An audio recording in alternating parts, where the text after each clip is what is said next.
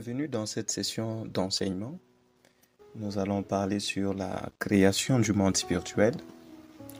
C'est toujours un monde fascinant. J'ai été toujours fasciné par ce monde merveilleux qui est le monde de l'esprit ou le monde des esprits. Et nous allons essayer de voir certaines richesses et la sagesse infinie de Dieu sur ce monde-là, le monde des esprits. Et spécifiquement, nous allons parler des anges. Comprendre avec quoi est-ce que Dieu a créé les anges. Ça peut être une question anodine, mais nous allons voir qu'il y a des richesses qui peuvent nous aider à appréhender ce monde spirituel.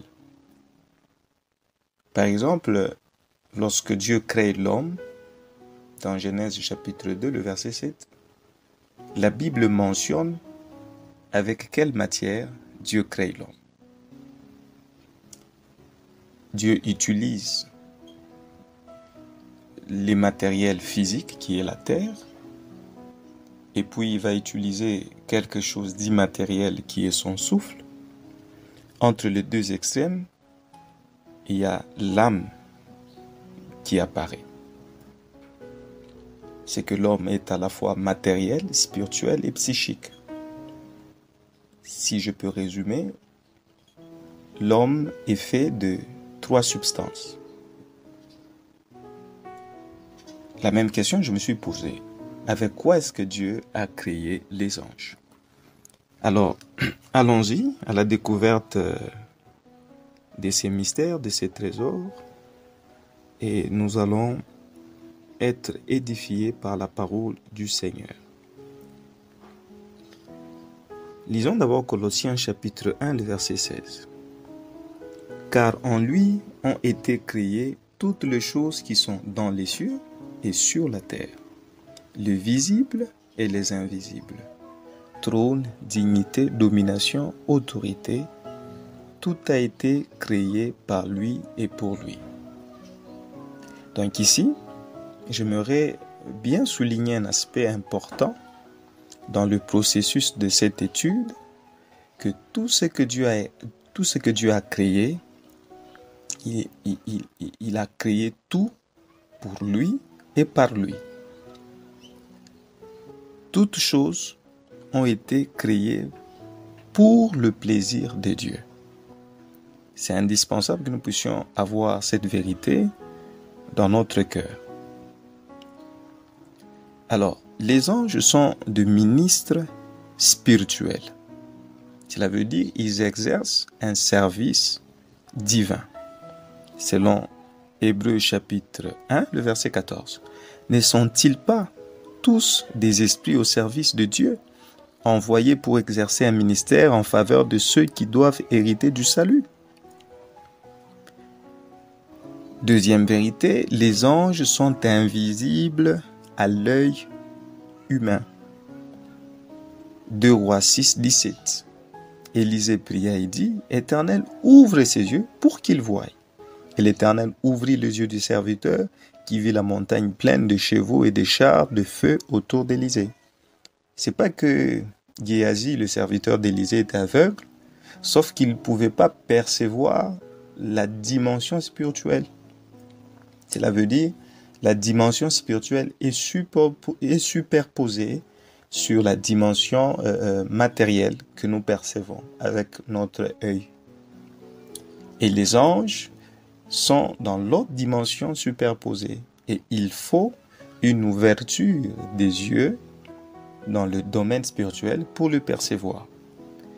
Alors, vous devez savoir que les anges ont été créés avec 3 substances qui existaient dans l'univers avant l'homme.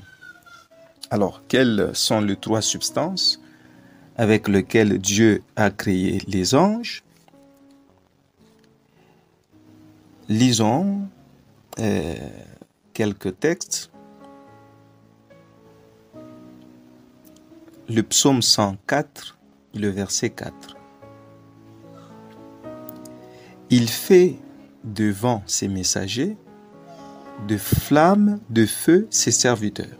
Ce texte parle des anges. Mais j'aimerais prendre un autre texte mieux explicite, Psaume 33, le verset 6. Les cieux ont été faits par la parole de l'Éternel, et toute leur armée par le souffle de sa bouche. L'armée, ici, parle du corps angélique.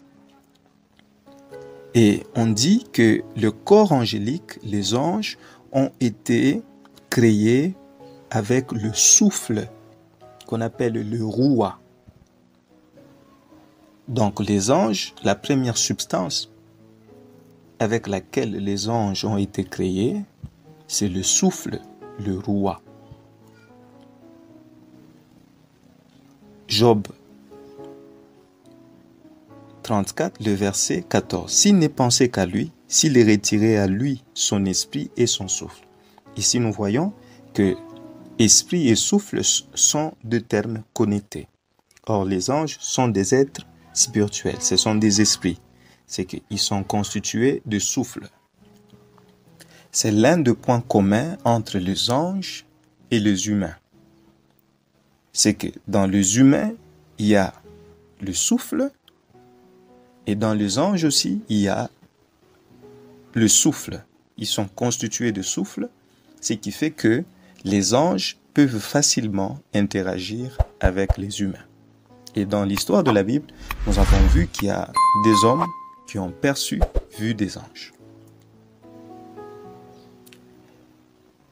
Donc, premier élément qui constitue les entités avec lesquelles les anges sont constitués, c'est quoi? C'est le souffle.